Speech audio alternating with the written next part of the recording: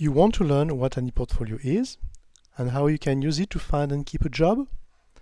This presentation has been designed for you. During this presentation, we will explore what is an ePortfolio, why would you need an ePortfolio, and how to create your ePortfolio. So, what is an ePortfolio?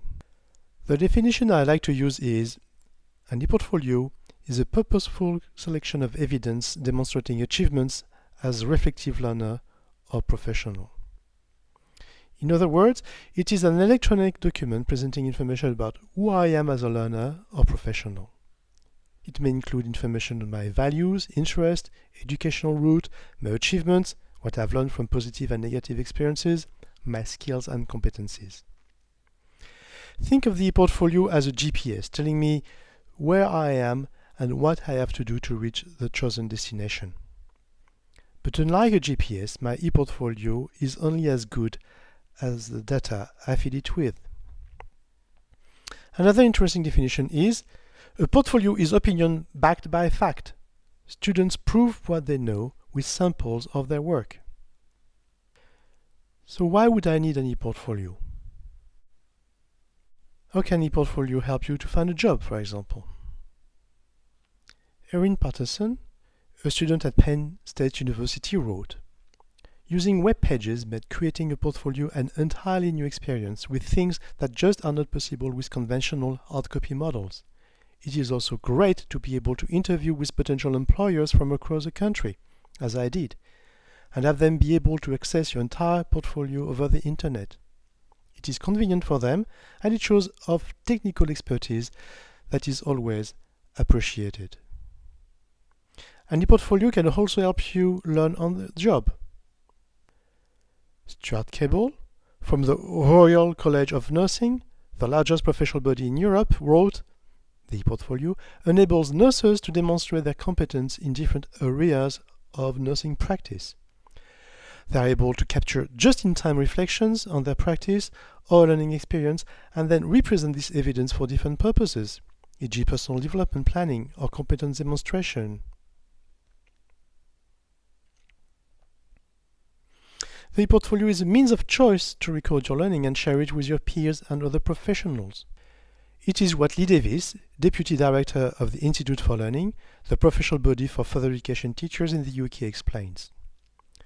With more than 27,000 members using Reflex technology to support their individual professional development and sharing their learning experiences through communities of practice, it is exciting to consider how IFL is leading the way among professional bodies with similar missions to advance practice through continuing professional development. So, now that we have seen what an ePortfolio is and why you might want to have your own, let's explore more details about how it can contribute to your career management.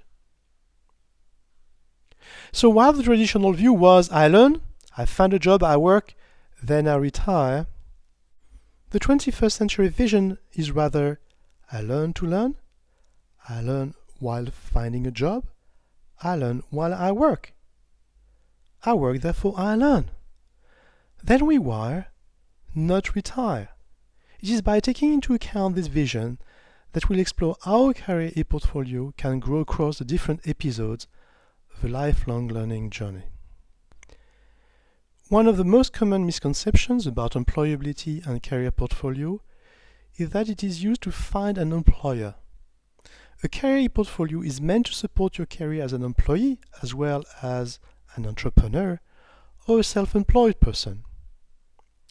It is in that person career portfolio can be used for placement and job search, showcase your work as a student, for career planning and career change to formulate your career goals, to work as a freelancer, looking for prospects and clients by presenting your best work and testimonies, winning contracts by providing references to the portfolio of key members of your staff, or to manage your continuing professional development by collecting evidence of learning and reflect on your own professional practice with your peers.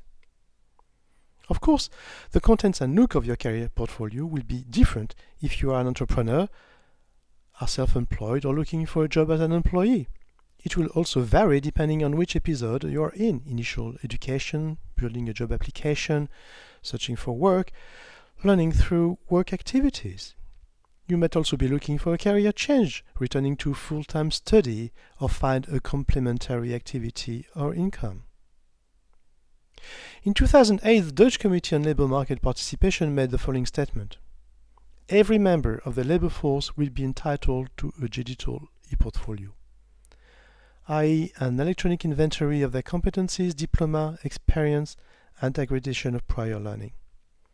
This will give people a better understanding of their position on the labour market and their career prospects and of any need they have for further training. Where the Netherlands is now committed to a lifelong learning employability portfolio, a number of similar initiatives are under development in other European countries. So what can I do with my career portfolio? There are a number of things you can do with it. You can identify learning gaps and set goals for meeting them. Learn how to represent your own learning to others. Get respect and credit for what you have learned. Collect experience from a variety of places. Grow in confidence and self-esteem. Assess your own learning. Reflect on your own learning. And eventually plan future learning. So now that we have seen what you can do with a career portfolio, it is time to discover how to create it. What process should engage in when creating an ePortfolio? One easy way to remember the different elements of an ePortfolio process is to use the first four letters of portfolio. P for plan, O for organize, R for reflect, T for tell.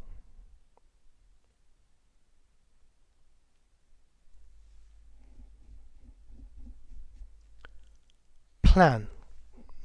Depending on your purpose, your ePortfolio may vary in format and content. It is therefore very important to define why you want to create it and who will be the audience, yourself, a current or future employer, clients, business partners. Defining your purpose and audience will guide you to select the relevant format, contents, and tools. So what is the purpose of the job ePortfolio? As future employee, you would like to showcase your best work and demonstrate your commitment to a chosen career. As a freelancer, you would like to advertise your work to prospective clients. As an entrepreneur, you would like to find partners and investors. As a current employee, you would like to change career and identify competencies you would use in another context or in another job. How do I collect evidence and organize the different pieces into a repository can I use for my portfolio?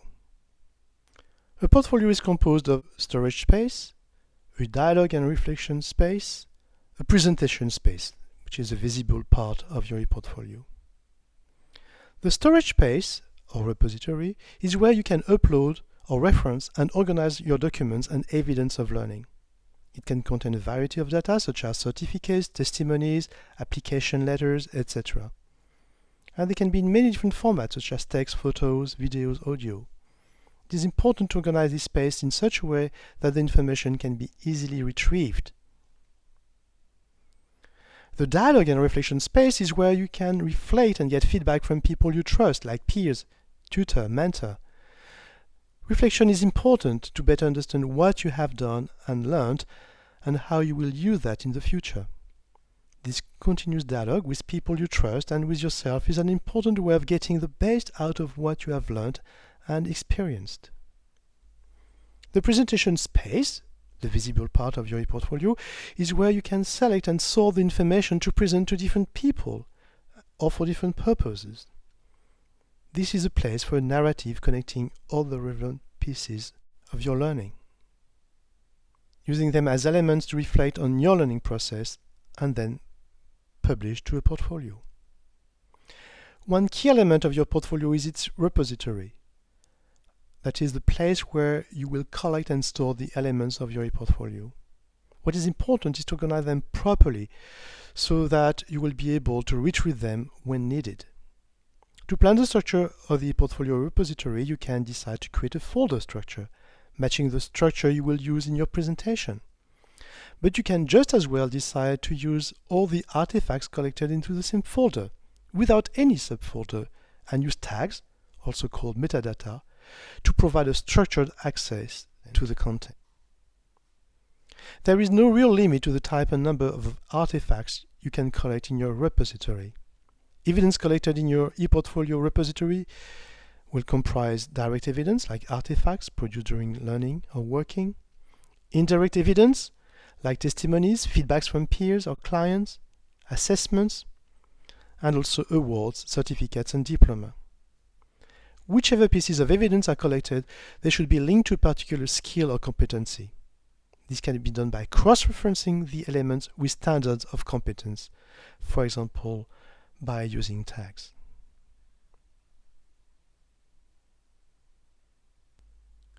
Reflect. What have I learned? And how is this new knowledge connected to what I already know? What should I do next to apply this new knowledge and learn further? This is something I can do on my own or with peers and colleagues that can provide an informed feedback on my achievements.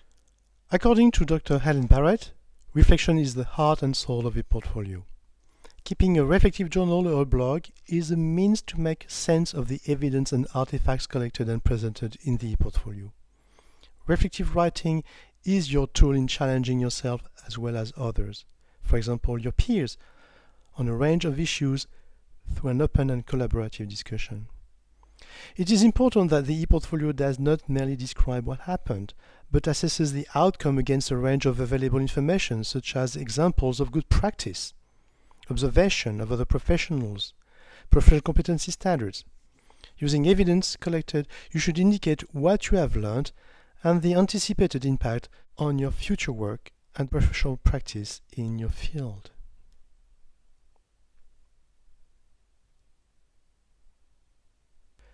How do I present myself to others? What elements of my ePortfolio should I share? With whom? Your first objective should be to make visible what you have learned and what you can do for your future employer, clients, if you want to be self-employed, or partners and investors if you want to create your own business. Defining the type of career path you are aiming for will dictate the type and style. COOL stands for context, operation, outcomes, and learning.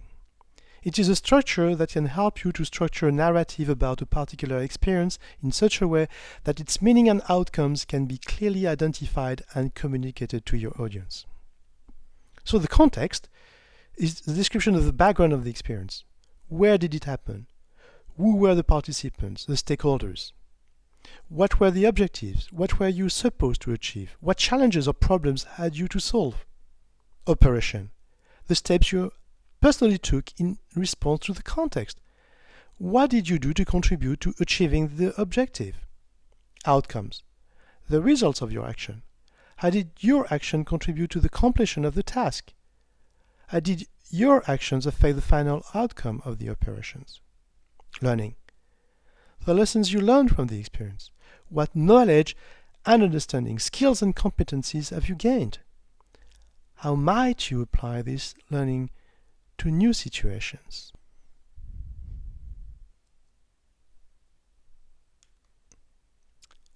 I hope that this presentation has helped you to understand what an ePortfolio is and how it could benefit your search for a job and your career management. Please pay a visit to the LAJOST community portal at lajost.eu. There you will find more resources to help you build your ePortfolio to find a job. This videocast has been developed as part of the LAJOST project with the support of the European Commission.